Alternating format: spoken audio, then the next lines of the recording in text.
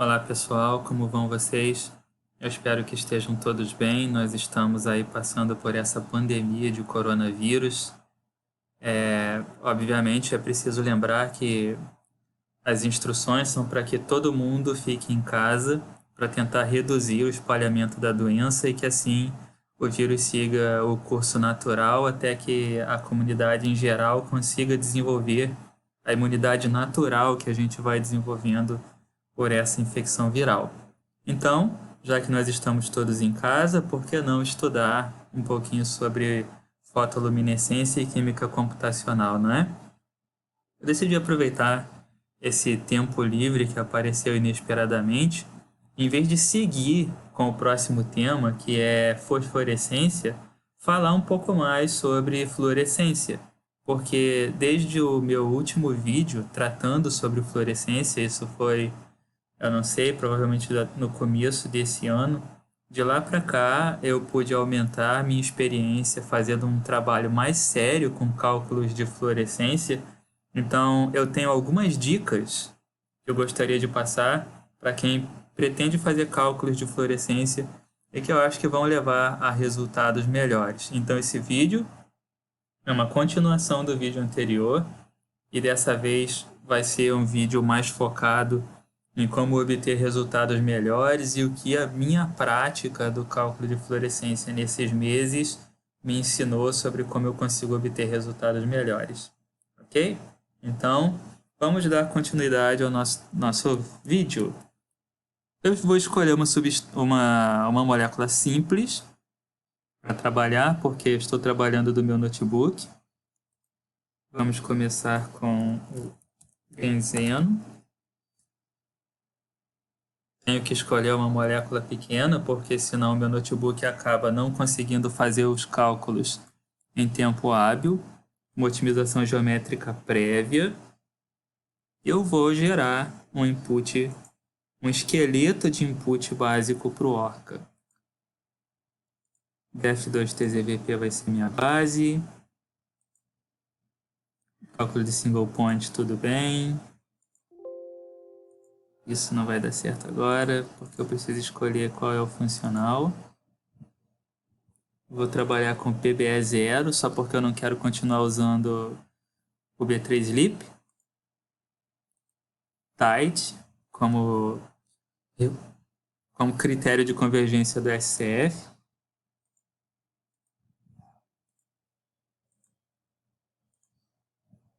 Pode ser large para ter bastante informação para a gente. Pronto, agora eu vou trazer esse input e vou fazer as edições necessárias, porque isso ainda não está pronto para o meu cálculo de fluorescência. Vou limpar um pouco o input. O Avogadro estraga o input chamando de PBEO, mas é óbvio que não é PBEO, é PBE0. Eu vou fazer uma otimização geométrica dessa molécula de benzeno.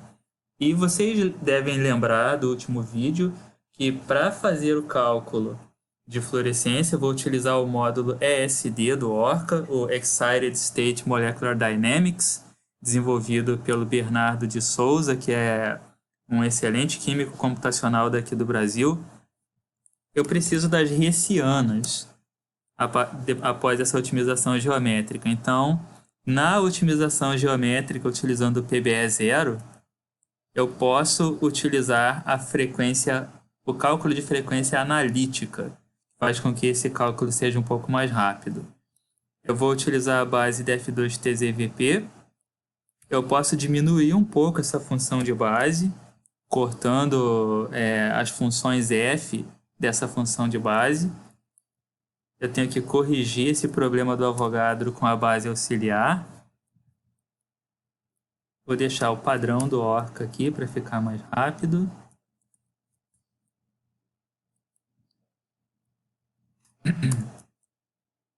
Deixa eu ver o que mais eu vou fazer. Tá, primeira dica. Sempre adicionar as bases auxiliares de cálculos de correlação. def2, tzvp, /c. Esse /c são as bases auxiliares para cálculos de correlação.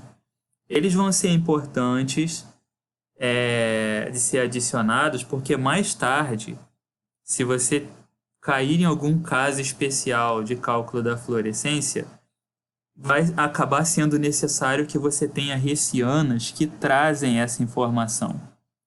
Eu já vou explicar daqui a pouco porque é importante manter isso mesmo nessa etapa do cálculo.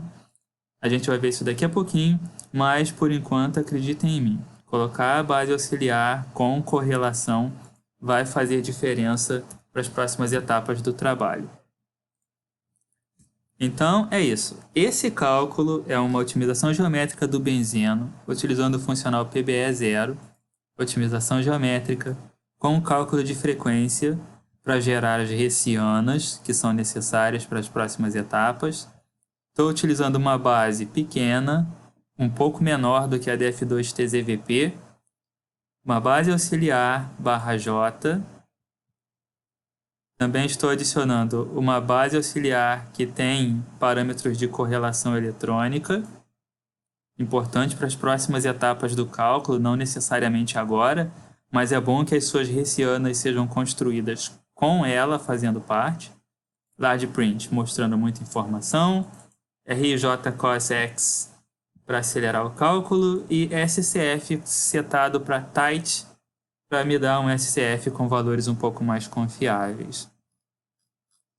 E, como eu estou fazendo no meu notebook, que tem somente 4 núcleos, posso colocar PAL, NPROX. E acho que já estou pronto para salvar o meu input do Orca. Posso colocar 999 aqui, só por precaução. O SOSCF está ativo. É claro, eu poderia muito bem remover esses dois e passar o SOSCF para cá. Daria no mesmo. Então eu vou simplesmente salvar esse arquivo de input na minha área de trabalho, a pasta FL. Vou criar uma nova pasta também chamada GS de Ground State. E dentro de Ground State,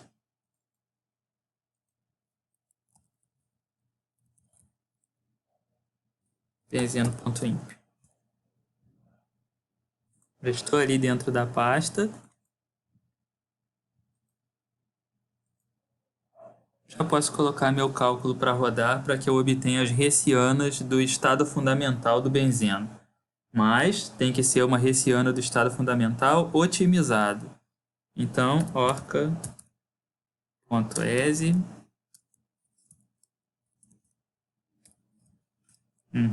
Pronto. Já posso colocar o cálculo para rodar.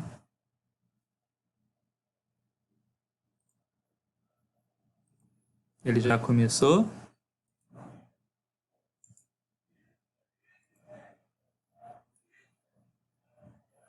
O cálculo está rodando, parece que está rodando satisfatoriamente. E, enquanto isso, eu dou pausa no vídeo para esperar que esse cálculo vá adiante. Ok, o cálculo chegou ao fim e ele demorou 11 minutos e 17 segundos no meu notebook. Foi relativamente rápido, mas isso já era de se esperar, porque quando eu fiz essa otimização geométrica, eu solicitei que fosse feito um cálculo de frequência analítica. Caso eu tivesse utilizado a versão numérica do mesmo cálculo, é certo que ele demoraria muito mais para terminar. Então, de volta aqui ao nosso resultado. Um resultado bem rápido. E dentro da pasta, onde eu calculei o meu ground state, eu tenho os arquivos relacionados ao término do cálculo, dentre eles o meu alvo, que é conseguir obter um arquivo contendo as hessianas dessa simulação que eu fiz. Eu posso dar uma olhada no arquivo de output que foi gerado. É só o benzeno, então não vai ter nada de excepcional nele. Mas eu posso observar que a otimização geométrica ocorreu muito rápido, precisou de apenas 3 ciclos de otimização geométrica e que ela não tem frequências negativas, o que me diz que eu encontrei o estado fundamental da minha molécula. Agora, eu já posso voltar e dizer para vocês a primeira dica, como eu já tinha falado, é sempre adicione bases auxiliares para cálculos de correlação.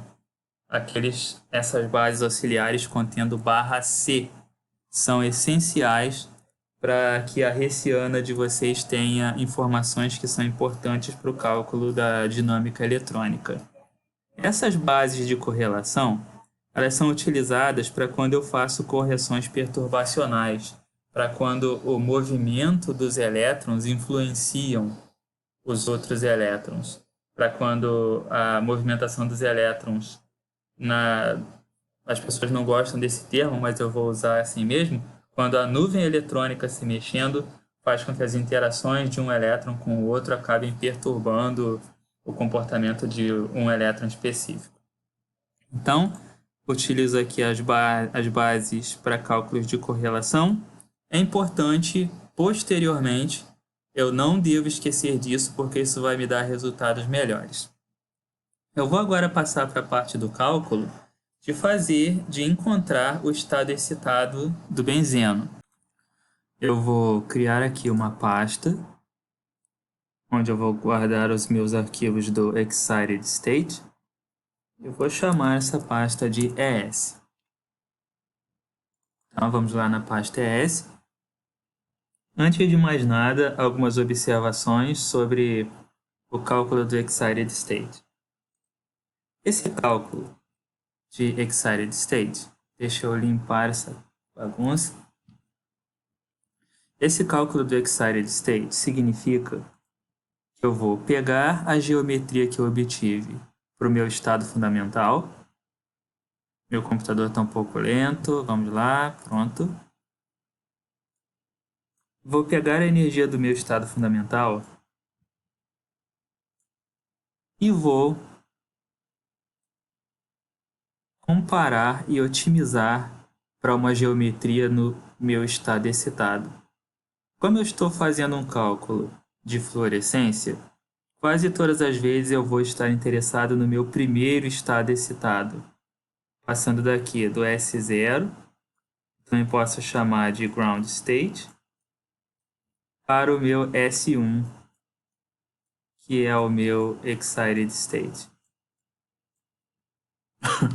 Quando o elétron absorve uma certa quantidade de energia, por exemplo, de luz ultravioleta, ele pode ser promovido desse estado eletrônico para esse estado eletrônico aqui, o que corresponde ao meu primeiro estado excitado. Quando isso acontece, a molécula sofre uma pequena alteração geométrica.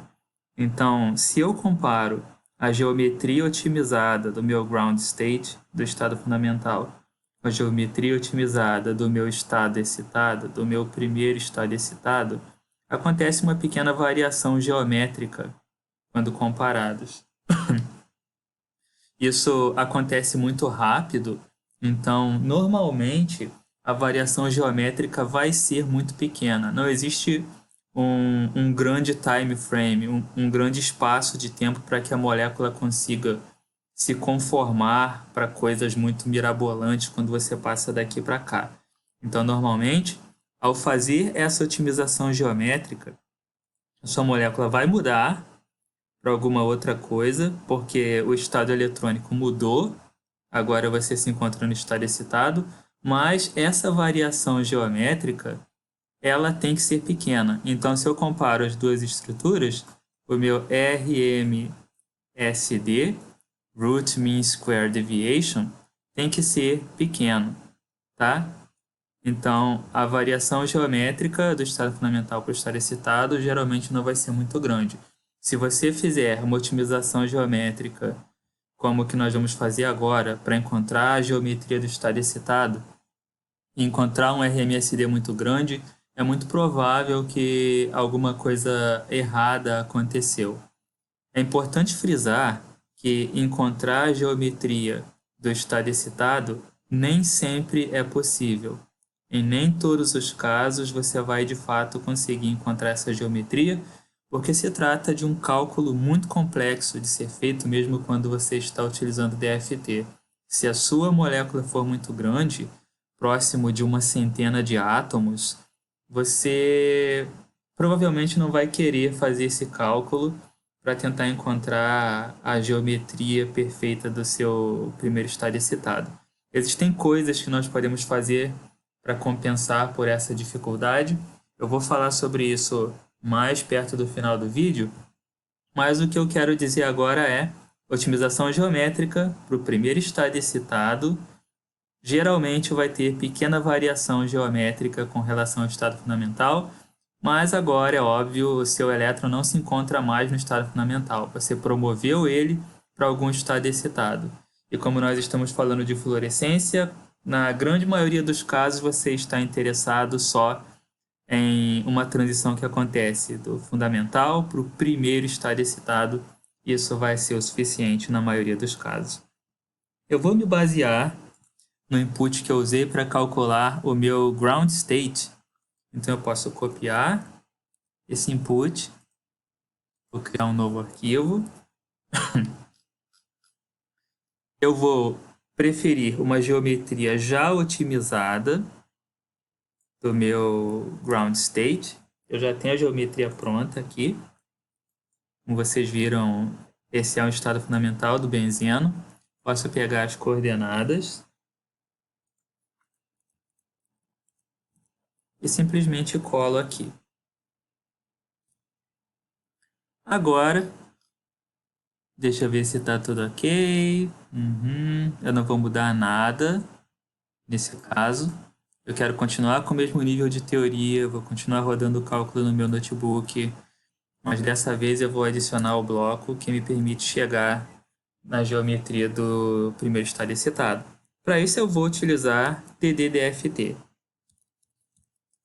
Crio o bloco TDDFT e a primeira palavra-chave, o primeiro parâmetro é quantos estados excitados eu quero calcular. Se eu colocar nRoot 1, o que ele vai fazer é simplesmente isso. Ele vai tentar calcular somente uma transição eletrônica possível. Isso pode ser problemático, porque num sistema real, é óbvio que existem várias transições eletrônicas que podem estar acontecendo. Então eu vou limpar a tela de novo. Se eu seleciono nRoot 1, como eu estou vendo aqui, o que eu estou fazendo é dizendo para o Orca se limitar a isso aqui. Uma transição que corresponde ao elétron passando daqui para cá. E ele vai tentar fazer uma otimização geométrica que leva essa transição em conta. Só que é óbvio que uma otimização geométrica ela acontece em várias etapas. São vários ciclos de otimização geométrica até que você chegue na geometria otimizada para o que você está procurando. Então, o que pode acontecer quando eu faço essa otimização geométrica e que é a realidade da molécula é que ela não tem só esse estado excitado, ela tem outros estados excitados que estão um pouco mais acima.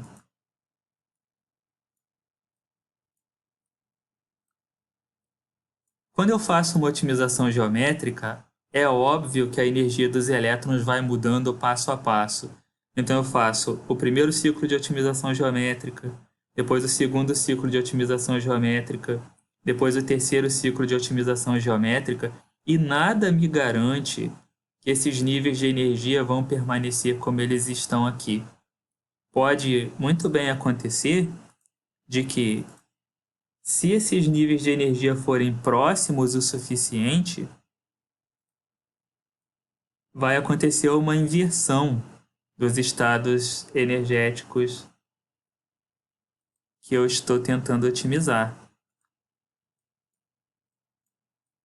Então, nesse ciclo de otimização geométrica, essa era a configuração dos níveis de energia, mas aí conforme a geometria foi se consolidando, essa energia foi subindo, essa foi descendo e eles simplesmente trocaram de posição um com relação ao outro. E aí, o estado para o qual eu estava tentando otimizar já não é mais o S1. Agora ele é o S2. Então, aconteceu o que eu chamo de state flip. Então, esse state flipping, ele leva a alguns casos complicados de otimização geométrica para estados excitados. Se eu disser para o Orca otimizar a minha geometria e colocar para ele levar em conta só um estado excitado, outro estado intruso pode trocar de lugar com esse. Isso daqui pode muito bem virar. Deixa eu escolher a mesma cor de antes. Pode muito bem virar isso aqui. Porque esse estado amarelo subiu de energia e esse estado verde desceu de energia. E o que eu estou vendo agora não é mais o que eu via aqui no começo. Então, aí, nesse caso, o meu sistema vai convergir para uma coisa que não faz o mínimo sentido, se é que vai conseguir convergir. Então, se eu escolho nRoot 1, nRoot 1, eu estou limitando o Orca a isso aqui, não dando para ele a liberdade de ver o que existe mais para cima nos estados eletrônicos. Então, eu não vou realmente saber se esse estado eletrônico aqui é o mesmo até o final ou se, na verdade, algum outro estado intruso tomou o lugar dele. Por isso, é recomendável, quando você vai escolher a quantidade de raízes, que você escolha uma quantidade um pouco maior, 5 raízes, 10 raízes, para dar uma certa liberdade de movimento para os seus estados excitados. Então, aqui, quando eu escolho 5 raízes, ou seja, 5 transições eletrônicas possíveis, ele está ampliando o meu universo de transições eletrônicas que ele pode avaliar, mas ele também dá a liberdade de eu poder acompanhar para onde meu estado eletrônico foi, se é que ele foi para algum lugar ou se ele permaneceu onde ele deveria estar. Então, na hora de escolher a quantidade de raízes para a qual você quer otimizar, convém você escolher uma quantidade um pouco maior do que 1, a menos que você garanta que o seu estado eletrônico vai permanecer sempre ali, mais ou menos naquele nível de energia, e não vai subir para níveis mais altos ou descer para níveis mais baixos. A outra palavra-chave é iRoot,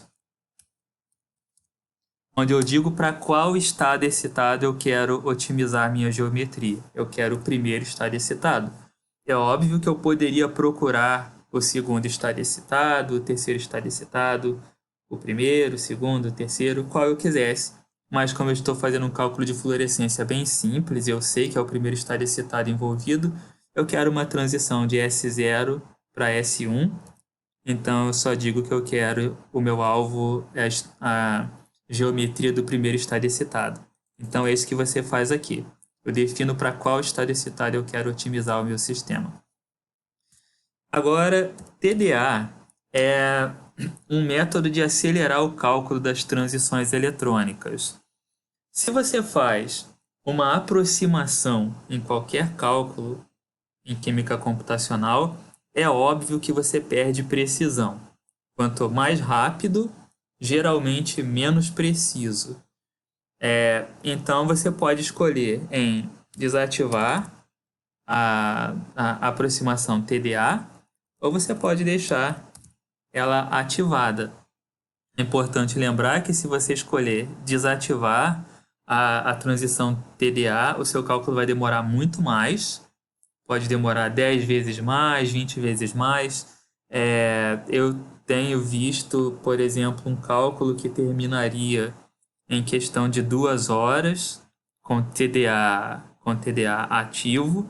Quando eu desativo o TDA, esse cálculo levar 6 dias. Então, vai muito da máquina que você está usando. Como eu vou usar o meu notebook, eu vou deixar o TDA ativo com true ativado. Se eu quisesse desativar, false era o que eu deveria escolher. Meu notebook não é tão poderoso assim, então TDA true é isso aí.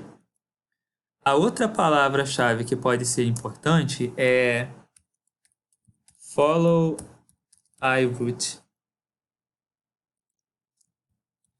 True ou false? Você vai escolher um. Esse follow I root, ele faz exatamente seguir para onde está o meu estado excitado alvo.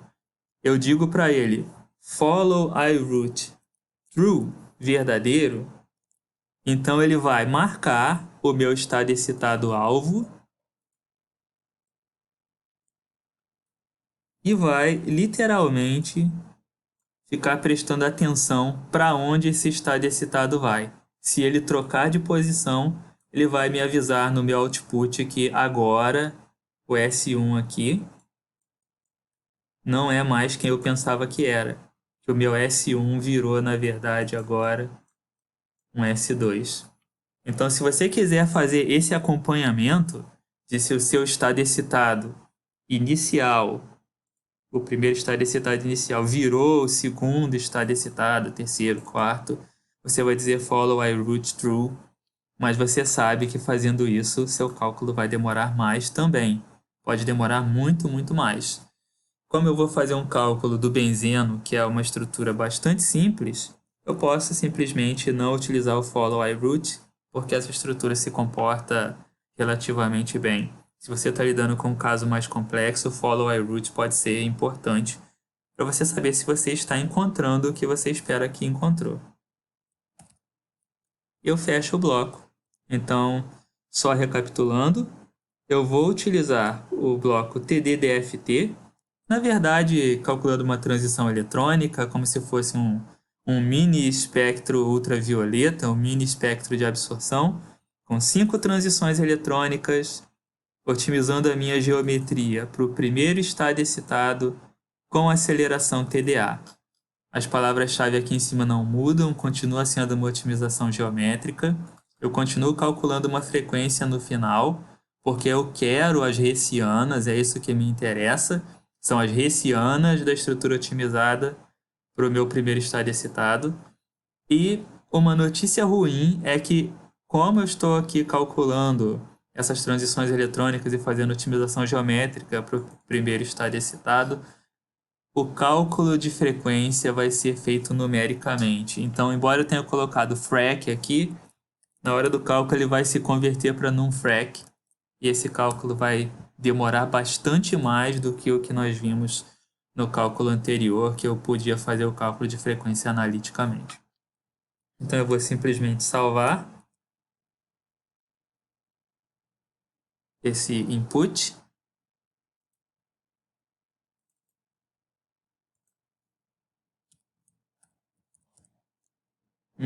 Benzeno.imp. E feito isso, eu estou pronto para rodar o meu cálculo. CD, ES, ok, orca.exe, put, output. Então, tudo pronto? Vamos rodar o cálculo.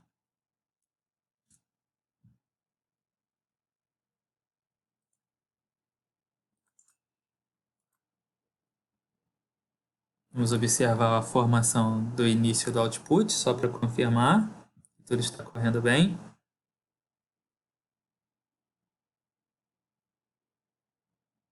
Computador super lento.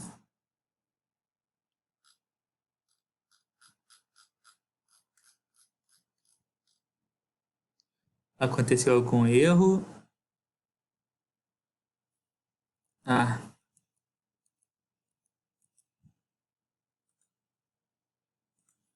Nroots.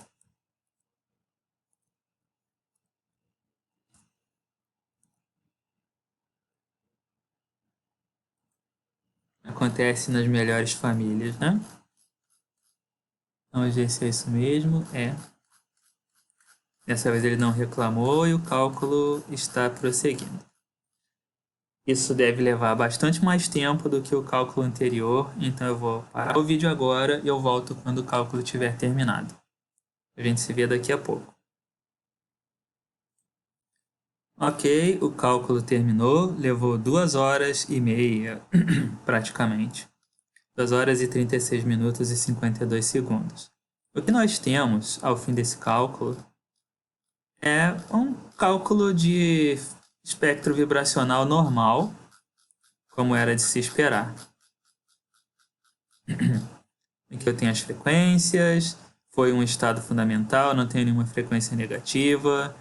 É importante não confundir uma otimização para um estado excitado com uma otimização para um estado de transição. São duas coisas muito diferentes. O estado excitado nem sempre vai ter uma frequência negativa. Então, vamos olhar com que essa estrutura otimizada se parece. Vou abrir também com o Cancraft. E ela se parece exatamente com uma estrutura de benzeno normal. Vamos olhar o outro Cancraft.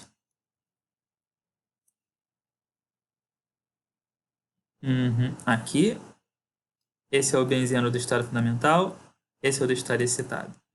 Eles são basicamente muito parecidos, como eu disse, as variações estruturais não devem ser muito grandes, mas algumas vezes são perceptíveis pequenas variações. Se você quiser ter certeza do quanto a estrutura mudou, como uma forma de mensurar o quanto a estrutura mudou, você pode vir no Structure Comparer e get RMSD of two structures from two Cancraft windows. Ele faz o cálculo rapidinho para mim, comparando as duas janelas do Cancraft que tem abertas. Ele me diz que a variação estrutural de uma estrutura para outra, é óbvio, variação estrutural de uma estrutura foi ótimo, né? Mas a variação estrutural dessas duas moléculas foi de 0,028, basicamente 0,03 angstroms. Não foi uma grande variação estrutural quando você compara as duas estruturas, mas isso também é algo que se espera para esse tipo de situação, tá? A transição eletrônica é muito rápida e é claro que a molécula não tem muito tempo de reagir, então ela vai sofrer uma variação estrutural muito pequena. Antes que eu me esqueça, e que eu já tinha me esquecido, eu tenho a segunda dica, também arrematando o que falei antes para vocês. Quando você for calcular a sua geometria para o estado excitado, é conveniente escolher n roots maior que 1. Porque assim você dá liberdade de, se acontecer aquele state flip que eu falei anteriormente, você vai conseguir ver se ele aconteceu ou não. Caso contrário, você limita a liberdade do Orca de olhar um pouco mais além, e se o state flip acontecer, você não vai ficar sabendo. Ele vai sofrer o state flip, a geometria vai dar uma coisa estranha, ou nunca vai convergir e você não vai literalmente dar espaço para que as transições eletrônicas possam se reorganizar do jeito que elas deveriam. Então, faça n roots maior que 1 se você não puder garantir que reorganizações dos estados eletrônicos vão ser importantes. TDA, true or false, true é verdadeiro ou falso, é importante porque se você tiver um computador muito lento, você desativar o TDA vai fazer com que seu cálculo demore muito, muito mais. E você muitas vezes não vai querer esperar, porque muitas vezes simplesmente não vai valer a pena. E se você quiser ter certeza de que o seu estado excitado alvo continua sendo o que você encontrou no final da otimização geométrica, você pode adicionar a palavra follow iRoot como verdadeiro, true, e assim o Orca vai fazer a checagem para você dizendo que o seu primeiro estado excitado continua sendo quem você pensa que é, e não um state flip em que outro estado excitado acabou assumindo o lugar do que você tinha como alvo anteriormente. Então, essas são as 3 dicas aqui para a obtenção da geometria do estado excitado. Lembrando, se a sua molécula for muito complicada, com transições eletrônicas complexas, pode nunca valer a pena você encontrar essa geometria e pode nunca ser de fato possível você encontrar essa geometria.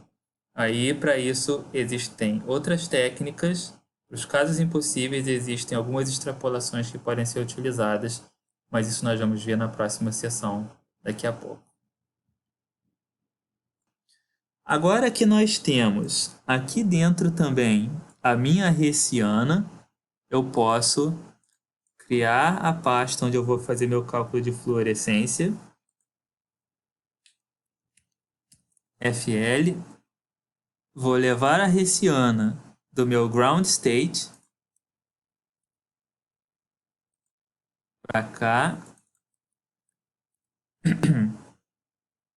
Vou colocar um nome mais fácil para eu não me confundir, tipo gs.res, gs de ground state. E eu vou pegar a hessiana do meu estado excitado também, levar para lá com outro nome.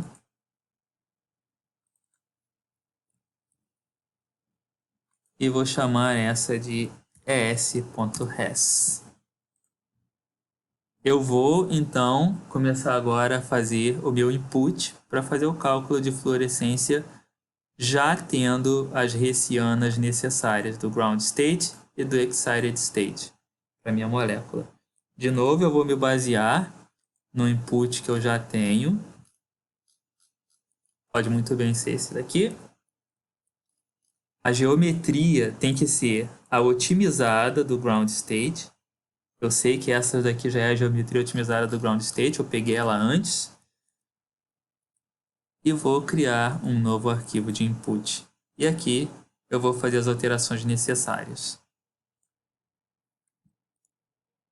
Então, eu colei aqui de volta o mesmo arquivo de input que eu usei para o meu excited state. É esse. E vou fazer as alterações necessárias. Para calcular a fluorescência, eu não preciso mais calcular uma otimização geométrica, nem um cálculo de frequência. E eu preciso chamar o módulo ESD para fluorescência. Ops. Fluor. Posso colocar aqui uma certa quantidade de raízes. 40 é o suficiente. E vou adicionar o bloco %ESD. E no bloco ESD, eu vou começar a colocar os parâmetros necessários para o meu cálculo de fluorescência. Primeiro de tudo, eu vou dizer de onde eu vou tirar a hessiana do meu ground state. A palavra é gs hessian. E eu vou colocar o nome do arquivo que contém a hessiana do ground state. gs.res. Depois, a hessiana do estado excitado. E da mesma forma, o nome da hessiana do estado excitado.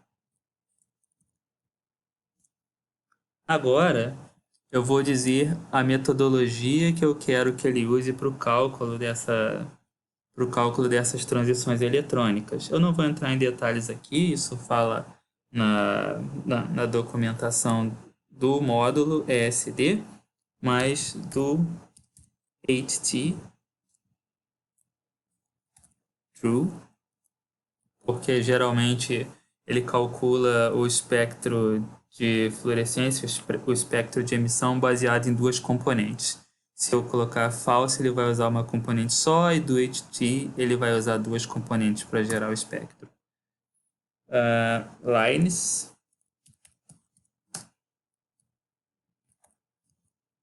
Voigt é um algoritmo de convolução utilizado para plotar as linhas. Daqui para frente, o que eu vou dizer basicamente é qual algoritmo eu quero que ele use para plotar as linhas. Se eu quero as linhas que têm picos mais rombudos ou se eu quero picos mais agudos. Então, dependendo do que eu escolher aqui, assim vai ser o formato do gráfico na hora que eu plotar. Line W 75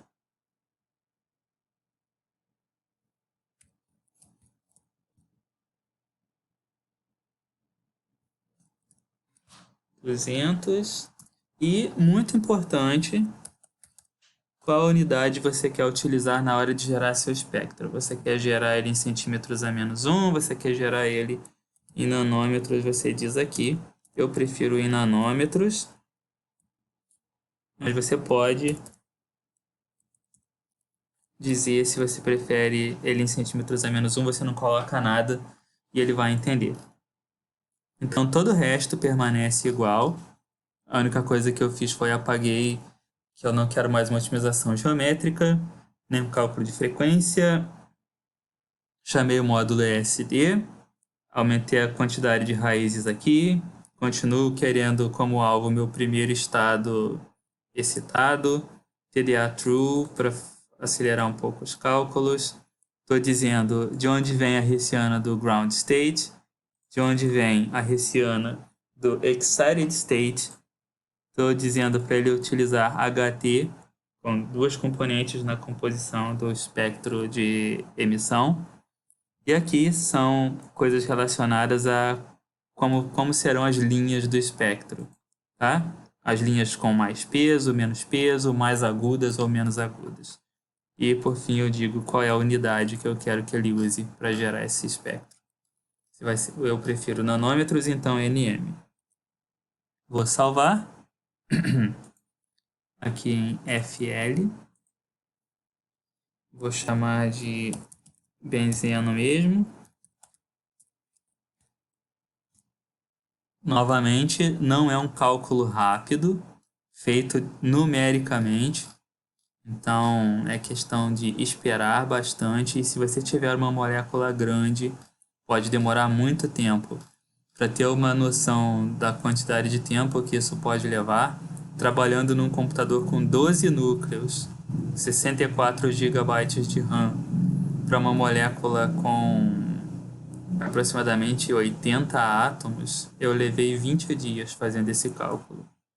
O espectro geralmente fica muito bom, mas o custo computacional e o tempo que você leva rodando o cálculo são muito longos. Já salvei e agora eu vou colocar o cálculo para rodar. Eu realmente não sei quanto tempo isso vai levar.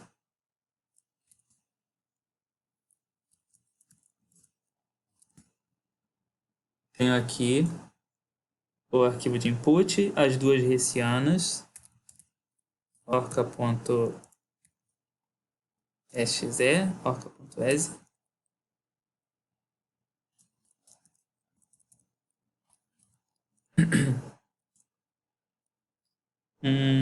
Algum problema.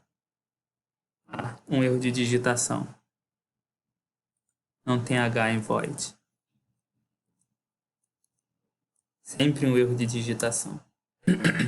Cálculo rodando. Não era isso que eu queria.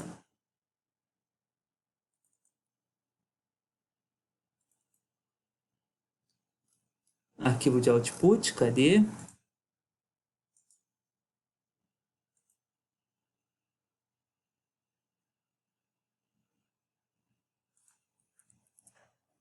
E é só esperar com paciência que esse cálculo chegue ao fim. A gente volta quando o cálculo tiver terminado. Bom, o cálculo de fluorescência acabou. Ele demorou 1h09, praticamente 1h10. Vamos olhar o início do cálculo. Ele diz que eu calculei um cálculo de fluorescência. Tem todas as informações do que eu selecionei para ele, por exemplo, o método Voigt para convolução das linhas. Qual é o tipo de superfície de energia potencial que está sendo feita? É o adiabatic Hessian. Ele está lendo os arquivos de input do ground state e do estado excitado, excited state. Ele calculou o RMSD das duas estruturas, porque ele faz algumas pequenas variações geométricas. Ele diz que o RMSD é pequeno, 0,0544 angstroms, e a soma de K multiplicado por K, eu de fato não sei o que esse valor significa ainda, eu li a teoria, mas realmente não me lembro do que é. Tem que ser um valor pequeno. Se você achar alguma coisa muito grande aqui, é bastante provável que seu espectro de fluorescência vai dar uma coisa absurda que não tem nada a ver com o experimento. Então, o cálculo transcorreu até o final sem maiores problemas. Aqui tem alguns dados sobre os resultados da fluorescência, tem a taxa de fluorescência de 2,88 vezes 10 a sexta por segundo. Está dizendo para mim que das duas componentes, 99,8% são de HT, que é uma das componentes do espectro de fluorescência. E na pasta, aqui onde tenho os meus resultados, ele gera o arquivo Spectrum. Eu posso abrir. Não sei se o meu editor de texto já vai assumir. Espero que sim. Ok. Eu disse que o espectro fica dividido em duas componentes, né? Ele mostra para mim as componentes em separado aqui e o total, que é levando-se em conta as duas contribuições e aqui as energias em nanômetros. Eu vou copiar e colar isso no Excel.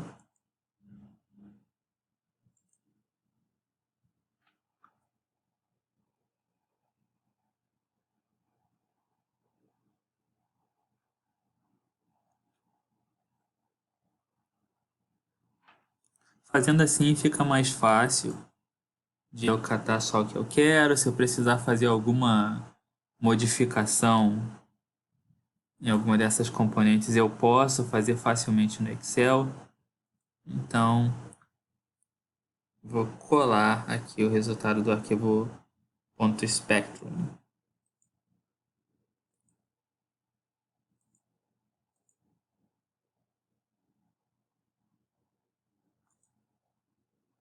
Eu poderia muito bem plotar diretamente no Excel.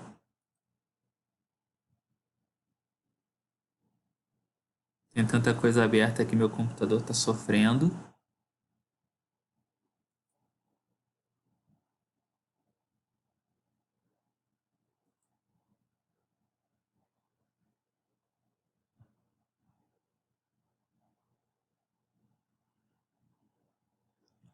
Esse daqui é o meu espectro. E é claro, eu posso muito bem levar isso para outro software, onde eu vou conseguir ver melhor o que isso representa. Por exemplo, eu posso utilizar o excelente SpectraGriff para olhar esse espectro com um pouco mais de detalhes do que simplesmente fazer isso no Excel.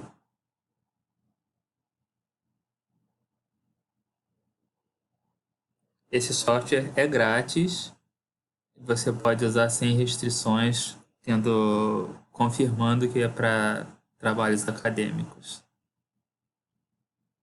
Basta copiar e colar. Aqui, esse é o espectro o espectro de fluorescência do benzeno. Eu posso dar zoom onde me importa.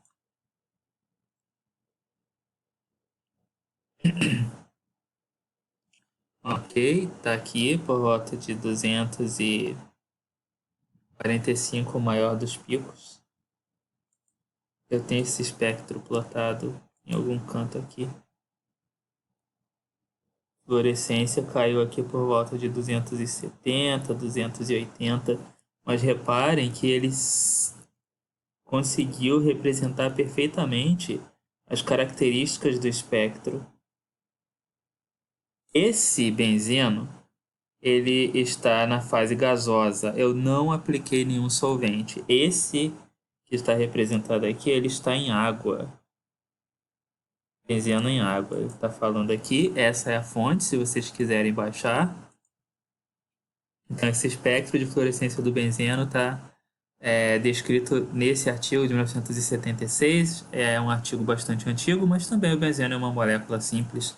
E a minha representação do benzeno parece muito boa com relação às características do espectro. Ficou realmente muito bom. Aqui dá para perceber claramente o que eu encontrei no meu espectro simulado do benzeno. Isso ficou muito bom. E então, acho importante falar agora que quando você estiver lidando com uma estrutura que não pode ser otimizada para o estado excitado, deixa eu voltar. Vocês se lembram que eu comentei com vocês que às vezes encontrar uma geometria otimizada para o estado excitado pode ser impossível, ou quase impossível, ou é tão trabalhoso que não vale a pena. Isso significa que quando você for fazer o seu cálculo de fluorescência ou de fosforescência utilizando o módulo ESD, você não vai conseguir ter a hessiana para o seu estado excitado. Isso pode ser problemático, mas o módulo ESD é tão bem feito que ele consegue levar em conta esses casos. Eu, por exemplo, tentei fazer uma otimização geométrica para uma estrutura grande e complexa, com quase 100 átomos para o estado excitado. Eu não obtive sucesso. Então, já que eu não consegui uma hessiana para o estado excitado, eu não conseguiria, porque o cálculo é complicado demais para ser executado no meu poder computacional, no tempo que eu poderia esperar. Tipo, se o cálculo já está rodando há mais de uma semana e você não vê nenhum sinal de convergência, é bastante aceitável você imaginar que ele não vai convergir mesmo. Isso acontece, e quando isso acontece, você pode lançar mão de uma coisa chamada Hess flags. Cadê? Tá aqui. Existem diversos tipos de Hess flags que você pode adicionar no seu input para fluorescência ou para fosforescência também. Eu vou comentar essa linha. Isso significa que eu não estou mais fornecendo um arquivo, uma hessiana para o estado excitado. Eu posso colocar a palavra Hess flag. Existem diversos tipos de Hess flag que eu posso utilizar. Quando eu forneço uma hessiana para o estado fundamental e para o estado excitado, o próprio output fala para mim aqui em um ponto que esse cálculo é um A8, Adiabatic Hessian. Mas quando ele não tem um arquivo de input para a hessiana do estado excitado, eu posso chamar a Hess flag A8 Adiabatic Hessian after step e ele consegue, baseado na hessiana do estado fundamental, fazer extrapolações para obter a hessiana do estado excitado.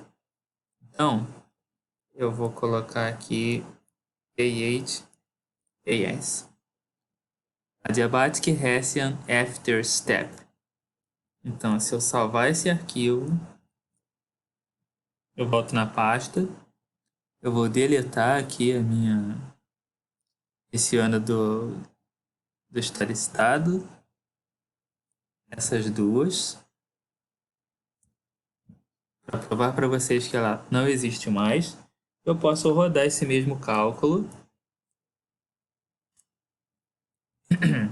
e saber que agora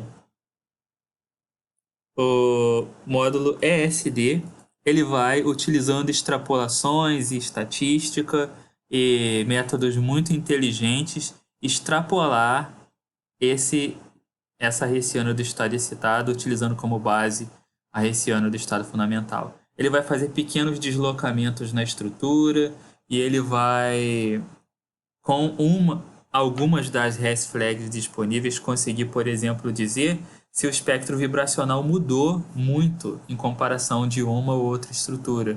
Se não mudou, ele não precisa fazer nenhum cálculo extra. Então, ele vai checar um por um os modos vibracionais e tentar gerar uma nova hessiana baseado no estado fundamental e pequenas variações geométricas que seriam equivalentes a um estado excitado. Isso dá resultados extremamente bons. Posso mostrar para vocês também quão bons são os resultados. Aqui eu tenho o espectro de absorção do benzeno calculado pelo ESD. Já serve de parâmetro para perceber quão bons são os resultados. Esse é o experimental em preto. Esse é o Full Adiabatic Hessian.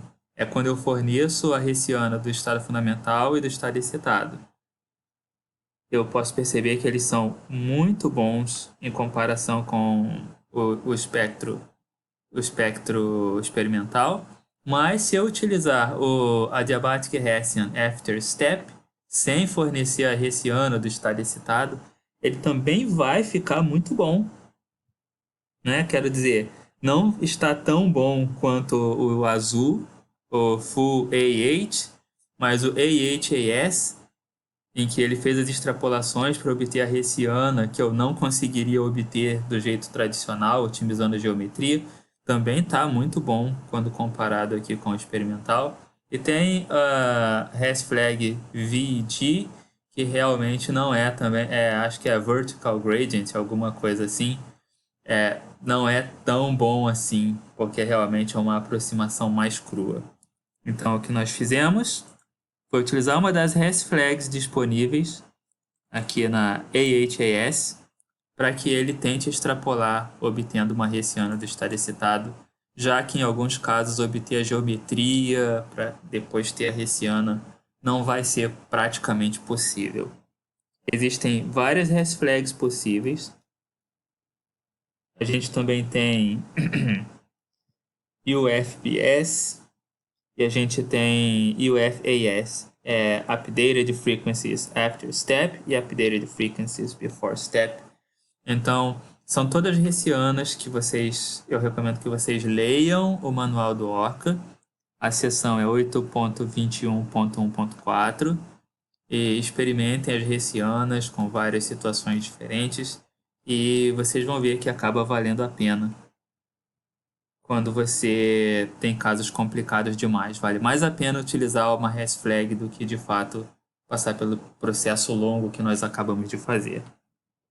Voltando para o nosso cálculo do módulo ESD rodando dessa vez, utilizando o Adiabatic Hessian After Step, em que eu não forneço para ele uma hessiana do estado excitado, agora eu posso dizer para vocês por que, quando nós estávamos calculando aqui a primeira geometria do ground state, por que eu disse que era importante adicionar a base de correlação eletrônica. É porque se você precisar utilizar uma hash flag, você vai ter que ter uma base de correlação utilizada no começo. Se você não fosse utilizar uma hash flag, você não precisaria mesmo dessa base DF2-TZVP de correlação. Mas se você, porventura, precisar de uma hash flag, ele vai sofrer um crash, o software vai travar e vai morrer o seu cálculo, avisando que você não tem base de correlação adicionada na sua hessiana do estado fundamental.